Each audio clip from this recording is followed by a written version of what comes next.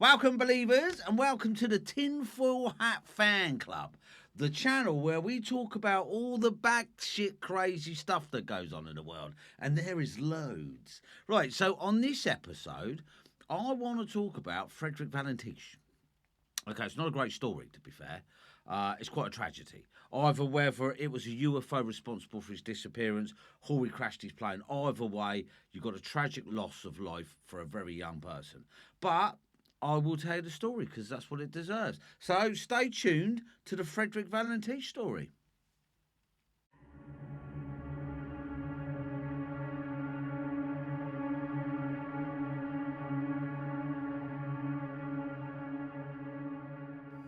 Okay then, right, the Frederick Valentich story.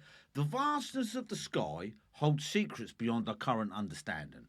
I mean, there are loads and loads of UFO sightings all over the place, if that's what you believe. I obviously do believe it. It's for you to make your own decision, okay? But this is the tragic story of one event. On October the 21st, 1978, those secrets seem to converge in one of aviation's most perplexing mysteries. Frederick Valentich, a 20-year-old Australian pilot with a passion for exploring the skies, was at the controls of his Cessna 182 light aircraft. His destination was King Island, a seemingly routine flight across the often turbulent waters of Bass Strait. But that night, the ordinary collided with the extraordinary. Valentich's ambition sometimes exceeded his experience, apparently. With only around 150 flight hours, he could fly at night in clear conditions, but lacked extensive training. What he didn't lack was enthusiasm. Valentich was a member of the Royal Australian Air Force Training Corps with dreams of a career in aviation.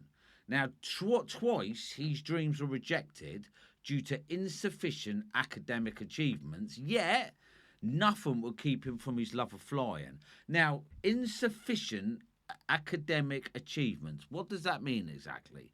Was he a good pilot, but just not good at the book smarts? You know, was he a good pilot? Was he capable, but just wasn't good at writing down answers? It's just worth pondering on about because he was insufficient at the academic achievement doesn't mean he was a crap pilot, right? So Bass Strait, separating mainland Australia from Tasmania, is a wild, unpredictable waterway, adding a touch of inherent danger to Valentich's journey. But this wasn't his first flight over its choppy waters. The event that unfolded that evening in 1978 weren't merely bad weather or pilot error. Something far stranger shared the skies with him that night. Frederick Valentich's journey began unremarkable from Melbourne's Moorabbin Airport. After refuelling his aircraft, loaded with enough fuel for the flight, he took off into the gathering dusk. Contact with Melbourne Air Traffic Control was established as usual. Then, his report took a bizarre turn. He claimed to see an unidentified aircraft approximately 1,000 feet above him. His descriptions were fragmented and astonishing. 4 brilliant lights, an unusual shape, and movements that defied the laws of unknown aircraft. Increasingly distressed, Valentich reported it was toying with him, hovering then darting away at impossible speeds. At one point, he claimed his own aircraft began to falter. Now, as he was claiming his engine was faulty, his final chilling transmission cut off mid-sentence. The last thing he said was, "It's not an aircraft." What followed was a massive search and rescue operation. No trace of Frederick Valentich or his plane was ever found. The mystery of what happened in those final minutes and the nature of the object he encountered remains unsolved. Yet, it ignited a legacy of speculation that continues to this day, making the disappearance of Frederick Valentich a haunting and an iconic case in the UFO history. Frederick Valentich's intended route was a familiar one. So from Moorabbin Airport near Melbourne, his destination was King Island, a distance of approximately 125 nautical miles across the Bass Strait. It was a flight he should have completed comfortably within his aircraft's capability. Valentich departed Morabin at approximately 6:19 p.m. Contact was established with Melbourne Air Traffic Control, and he continued to provide routine updates during the early part of his journey.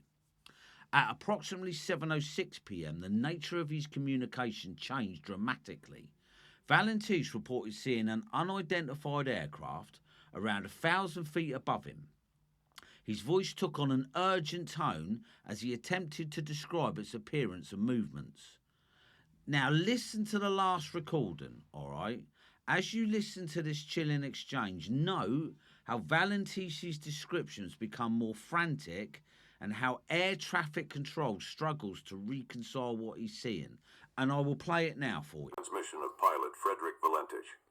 The aircraft has just passed over me at least 1,000 feet above. Is there any Air Force aircraft in the vicinity? No known aircraft in the vicinity. Seems to be playing some sort of game. He's flying over me. Can you describe the aircraft? As it's flying past, it's a long shape. Cannot identify it. It has such speed. It's before me right now, Melbourne. How large would the object be? Seems like it's stationary. What it's doing right now is orbiting. The thing is just orbiting on top of me. It's also got a green light and a sort of metallic, like, it's shiny on the outside. That strange aircraft's hovering on top of me again. It's hovering and it's not an aircraft. Right, okay, that was chilling. Now, utilising transcripts from his radio transmissions and official records, we can reconstruct the timeline. So I'll run it through for you, right? 7:06 reports an unidentified aircraft with 4 bright lights hovering above him. 7:08 claims that the object is approaching and moving at high speed. 7:09 reports the object is now orbiting his aircraft and playing a cat and mouse game with him. 7:10 describes the object as long and metallic with green lights. 7:12 claims the object has vanished, then reappeared. Now he starts reporting his engine is malfunctioning. The same 7:12, his final incomplete transmission, it's not an aircraft.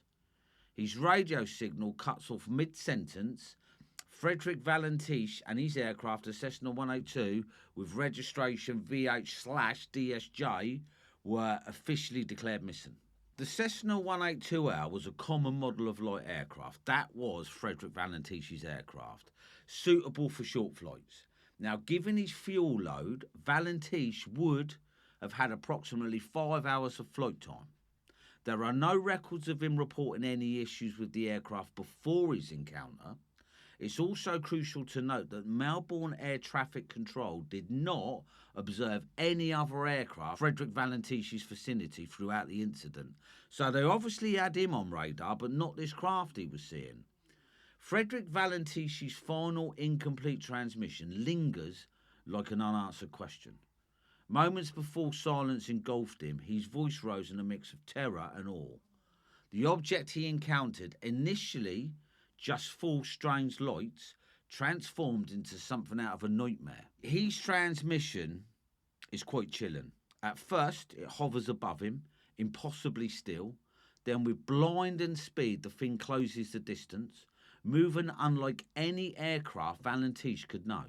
It's playing some sort of game, he reports, his voice strained. Flying over me 2-3 times at speed I could not identify. The object begins to orbit him, its presence dominating his tiny Cessna. He says it's long, he says it's metallic, he says it's bathed in green light. That is no weather balloon or trick of twilight. Now, I would say the starkest fact in this chilling account is the absence of any other witness. Now, air traffic control, the lifeline of any pilot normally, saw nothing on their radar. The object, whatever it was, moved unseen by anyone except Frederick Valentich. His final unfinished statement hangs in the balance between description and a dawning, a terrible realisation, then only silence. Now, the moment Valentich's radio signal cut off, the clock began to tick. A massive search and rescue operation was launched, spanning thousands of miles across the treacherous Bay Strait. Resources from the Royal Australian Air Force, the Navy, and civilian volunteers were swiftly mobilised, reflecting the determination to bring the young pilot home. The rescuers battling the elements in the Bay Strait knew the odds were stacked against them. This treacherous stretch of water is notorious for sudden storms, shifting currents, and rocky shores, hidden beneath deceptively calm waters. Search aircrafts, including a Royal Australian Air Force Lockheed P-3 Orion, crisscross the area, while ships, both military and civilian, scan the waves tirelessly. With each passing day, hope dwindled. Storms forced researchers to temporarily take shelter, further extending the agonising wait for answers. Despite the unwavering determination of those involved, the search was officially called off on October the 25th, 1978. Sadly, Frederick Valentich and his aircraft seemed to have vanished without a trace, leaving his family and his loved ones to grapple with the unfathomable loss. And that is always sad. I mean, this is a story, but it does involve someone who's lost his life. That's important. The mystery, however, wouldn't remain entirely dormant. In 1983, a glimmer of potential evidence appeared. An engine cow flap washed ashore on Flinders Island. The Bureau of Air Safety Investigation launched a meticulous investigation. The part was undoubtedly from a Cessna 182, the same model flown by Valentich, but the fragment could be a tragic relic of Valentich's final flight, or a crucial reminder of the thousands of small aircraft lost in the sea over the years. Because it's such a long time, there wasn't any identification codes on it. So it could have been from Frederick Valentich's aircraft. It could. It did belong to a Cessna 182, but they couldn't prove it. So the chilling mystery of Frederick Valentich's disappearance and the unsettling events leading up to it defy all easy explanations. While conventional answers have been considered and often ruled out, they do little to satisfy the profound unease this case inspires. It's the absence of clear answers combined with his vivid description of something seemingly impossible that has led to the enduring speculation about an encounter with a UFO. What Valentich reported that night doesn't align with any known aircraft or natural phenomena. The metallic object he claimed to see, with its dazzling lights and its physics-defying manoeuvres, couldn't be easily dismissed as misidentified lights or an hallucination born of disorientation. This is further underscored by the complete lack of cooperation from air traffic control, who would routinely be able to confirm sightings of other aircrafts. The explanation for Frederick Valentich's final movements and disappearance hinges on the interpretation of his chilling radio transmission. While conventional answers have been explored and largely ruled out, the possibility of a UFO encounter remains a persistent theory. Driven by the unusual nature of his description, the absence of any physical evidence or corroborating sightings from air traffic controls calls this theory into question. I mean, what they're saying basically is if he did see a UFO, why wasn't it picked up on radar? Now, ultimately, whether his words depict an unidentified object, a terrifying misidentification, or a psychological phenomenon in a high-stress situation, this case continues to generate curiosity and debate. In the world of aviation mysteries, the disappearance of Frederick Valentich stands apart. While other cases might eventually yield answers, he seems locked in a moment of the impossible. His final transmissions, the complete lack of wreckage, and the chilling impossibility of the object he described remain profoundly unsettling. These unresolved elements continue to drive the enduring fascination with his disappearance, with the possibility of a UFO encounter lingering just at the edge of the investigation. So, what do you think then? The Frederick Valentich story? Do you think it was a UFO? Or do you think he just crashed his plane? See, there is something, okay, that kind of combines the two. Now, imagine if it was a UFO, and this UFO was, I don't know what you would call it, skimming past his aircraft, and an EMP shield on this UFO possibly, I know this is mad, affected his engine.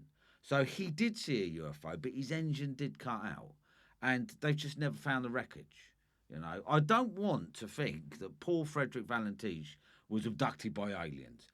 So look, thanks for watching. Ring that bell, if that's what it is, and the notification bell. Please like and subscribe, and I will catch you on the next one. This is the Tin Hat Fan Club.